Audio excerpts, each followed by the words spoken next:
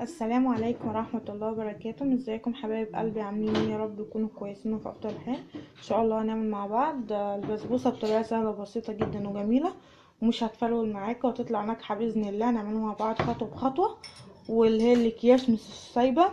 في ناس كتير بتقول ان الاكياس وحشة وبتبوظ منهم. لا، هنعملها النهاردة. سيبك من اي حاجة مكتوبة ورا بتاع كيس البسبوسة. تعالوا بقى نشوف مع بعض احنا هنعمل ايه عشان تعرفوا.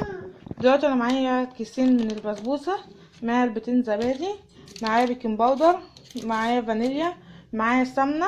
في سمنه بلدي او ما عندكيش السمنه العاديه. وعايزين حبه لبن صغيرين نخليهم معانا احتياطي، لو احتاجناهم هنحطهم، ما احتاجناهمش مش هنحطهم. دلوقتي انا هفضل الاكياس هنا وارجع لكم تاني. هنمشي مع بعض خطوه بخطوه زي ما انتم شايفين، عشان بس زي ما انتم شايفين كده اهو. انا حطيت عشان بس محدش يقول ان انا فات الفيديو وعملت حاجه تانية. لا، هو نفس الكيس اهو، وبننزل منه. حطيت كيس وادي الكيس التاني.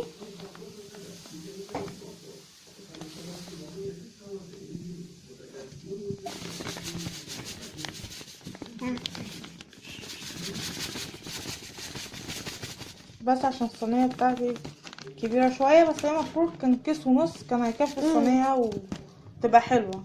بص يا حبايبي، انا جبت كوبايه سمنه بلدي. الكيس الواحد بياخد نص كوبايه، اما الكيسين هياخدوا كوبايه. تمام. دلوقتي هنزل السمنه بتاعتنا. تقريبا حطيت اللي كان في الكوبايه معانا هنا، حطيت هنا اللي هي السمنه. ونبدا كده نحاول ان احنا نخليهم يتجانسوا مع بعض. دي اسمها ان انتي حاجه اسمها تبس البسبوسه، تبقى عامله زي الرمليه كده بالسمنه الجميله اللي احنا حطيناها. اعذروني بس عشان انا اللي بصور لنفسي.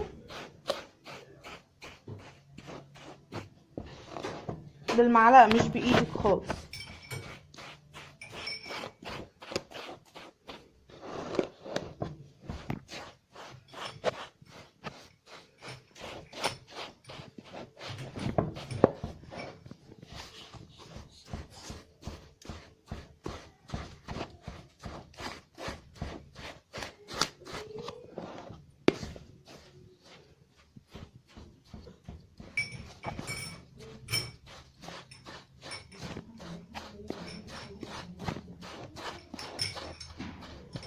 بص يا حبايبي، عشان أنا مش عارفه امتلك البتاع، عشان أنا بصور بالايد لازم امسك البتاع الطبق.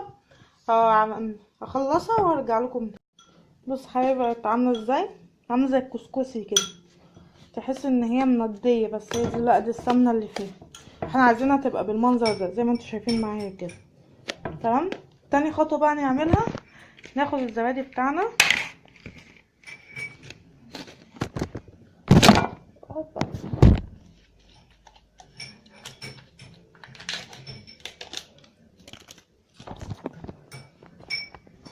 بص يا حبايبي، الزبادي اللي واخدين بالكم ان هو فيه ميه. الميه دي مش هتخلي بقى البسبوسه بتاعتنا تشقق. احنا نرمي بقى الميه ونصفيها جدا من الميه بتاعتها دي في الكوبايتين، وارجع لكم تاني. بصوا يا حبايبي، انا صفيتها اهو من الميه وننزلها. مش عايزه تنزل ليه دي؟ ثواني، هنزل الكوبايه التانية وارجع لكم تاني. بصوا يا حبايبي، نزلنا كوبايتين الزبادي بألف سلامه اهو. نفضل برضو بالمعلقه مش بايدينا خالص.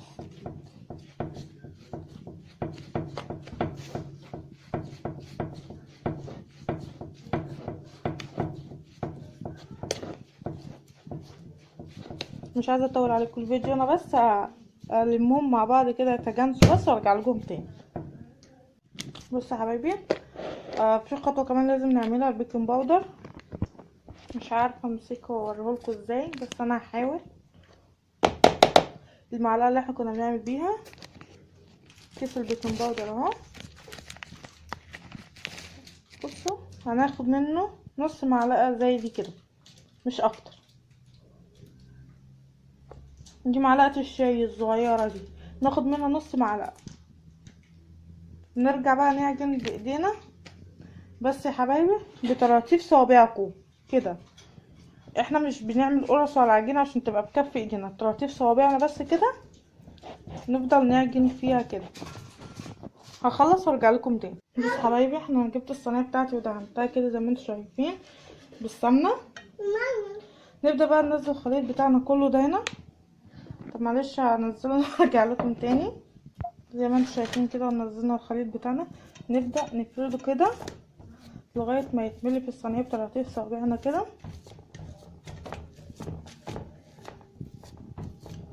بصوا معلش، انا عارفه ان انا تعبتكم في الفيديو ده، قاعده اقفل وافتح في الفيديو، بس انا عشان بس انا بصور وهي محتاجه ان انا امسك بايدي الاتنين. افردها وارجع لكم تاني. بصوا يا حبايبي، انا حاولت كده افردها زي ما مش عارفه انا انتوا شايفين ولا لا. اهي بصوا، انا فردتها بايدي كده بكف ايدي لغايه ما اتفردت. انت بقى لو حسيتي ان في صوابع معلمه ولا حاجه، تقدري تفرديها بالسبتيولا ولا اي حاجه عندك، تقدري تفردي بيها الوش يكون مظبوط. بس يا ريت ان انت تكوني متساوياه بالضغط عليه، يعني كله يبقى متساوي قد بعضه. دلوقتي انا عندي سوداني، لو انت عندك مكسرات، عندك سوداني، عندك اي حاجه. بس لو مكسرات الكلام ده المبروشه ما تحطهاش دلوقتي، تحطها بعد ما تحطي الشربات بتاعك. اما لو عندك سوداني وعايزه تحطيه على اشكال هنا، تجيبيه وقبل ما تدخليه الفرن. بصوا يا حبايبي، معلش نسيت اقول لكم الخطوه المهمه اللي هعملها. بعد ما احط السوداني هنا على الوش، هاخدها احطها في الفريزر لمده 10 دقايق ولا 5 دقايق كده، وتكوني مشغله الفرن بتاعك. وبعد كده تحطيها جوه الفرن. انا كنت عايزه اقول لكم ان انا قطعتها قبل ما ادخلها التلاجة، كل ده ما دخلتهاش الفريزر، بس انا قلت ايه ازوقها. يعني حبيت ان انا عشان اخلي كل مثلا مربع عليه 3 سنانات، قلت احدد الشكل والحته اللي انا عايزه اطلعها وازين عليها. بص زينتها بالمنظر ده. انتي حابه بقى تزينيها، حابه تعمليها ساده، حابه اللي انتي حابه ان انتي بصوا حبايبي، تعالوا مع بعض بقى نعمل مع بعض اللي هو العسل او الشربات بتاع الكنافه، بتاع البسبوسه، بتاع البقلاوه، بتاع اي حاجه اللي هي بتاعت الحلويات الجميله اللي احنا متعودين عليها. دلوقتي انا حطيت كوبايتين من السكر، هي نفس الكوبايه نحط كوبايه ونص من الميه. بصوا حبايبي، نبدا بقى نقلب ايه بالراحه كده. من كده حطيت الميه بتاعتنا، حطيت السكر. نبدا يا حبايبي نقلب بالراحه لغايه ما يدوب السكر، وما نقلبش جامد عشان بس السكر ما يطلعش فوق الحله كده ويكرمل يبقى رخم يعني. تمام. دلوقتي مولعه عليه النار بس يغلي كده. بصوا حبايبي، انا عصرت نص ليمونه عليه، وده القوام اللي احنا عايزينه. هو دلوقتي لما بيبرد هيتقل شويه. تمام. هي بس بتاخد غلوتين 3، ما بتاخدش اكتر من كده عشان هو لازم يكون خفيف. اما للزلابيه ايه تاني والقطايف والكلام الجميل ده اللي هنعمله في رمضان، لازم الشربات يبقى تقيل عشان يمسك في القطايف والحاجه بتاعتنا. تمام. برد اهو، يعني هو دلوقتي اهو هننزل عليه الفانيليا بتاعتنا ونقلبه. هو قوامه كده جميل جدا ويطلع تحفه، ومش هيحمي على قلبك ولا حاجه. بتلاقي شربات كده بيحرق الصدر. بصوا حبايبي، كده طلعتها من الفريزر زي ما انتم شايفين كده، دخلناها في الفرن على حراره متوسطه في الرف اللي في النص. وانا كده كده كنت مسبقه ومشغله الفرن من قبلها. تمام. هسيبها كده لما تبدا تستوي هنطلعها. هي يعني هتاخد 20 دقيقه في الفرن مش اكتر. شايفين يا جماعه كده معايا؟ شايفين الاطراف كده بدأ ان هي تحمر، تعرفوا ان هي بدأت تستوي من تحت وكده. ايه، ندفع عليها من تحت ونشغل بس الشوايه تاخد اللون بتاعها ونطلعها. تكون انت بقى ايه، يعني خليت الشربات خد غلوه كده بسيطه عشان يبقى سخن ودي سخنه، نحطهم على بعض. هسيبها بس تاخد لون كده من فوق شويه ونطلعها. حبايبي انا طلعتها زي ما انتم شايفين، اللون بتاعها الجميل اهو. بس انا عندي الاضاءه مش مبينه لكم اللون فعلا اللي هو الظاهر، بس هو بصوا. طب انتوا شايفين؟ طيب انا مش عارفه اوريكم الصراحه، بس هي لونها ذهبي مش لونها غامق كده. بصوا حبايبي، انا سقيت لها الشربات دلوقتي حالا، وشايفين الشربات بتاعنا البسبوسه شربته. والشيف الشربيني كان بيقول لو البسبوسه بتاعتك شربت الشربات زغراتي، ده من نجاح البسبوسه بتاعتك ان هي طلعت جميله. ويا رب ان شاء الله تعجبكم وتنور رضاكم.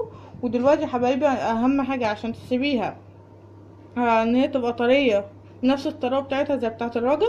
تغطيها بستريتش ولا اي حاجه وتشيليها في الفرن تاني، يا اما بغطا حله اي حاجه، وتحطها في الفرن لغايه ما تهدى ونبدا نقطعها مع بعض. بصوا يا حبايبي، انا كده قطعت البسبوسه بتاعتنا. يا رب اكون افدتكم النهارده في حلقه البسبوسه وبطريقه جميله وسهله وبسيطه، وما فتفتتش وما فرولتش خالص، زي ما انتوا شايفين اهي القطعه بقطعتها. واشوفكم حلقه جديده من مطبخ شيكا والسكينه. بس ما تنسوناش في الدعم في القناه والاشتراك وتفعلي الجرس ليجيلك كل جديد. لو انت اول مره تشوفيني يا ريت تشتركي، هفيدك بحاجات كتيره جدا في القناه بتاعتي. ويا ريت تشيروا الفيديو على وعسى حد يستفيد منه غيرك. مع السلامه يا حبايبي، كل جديد في مطبخ شيكا وسكينه وبس. مع السلامه.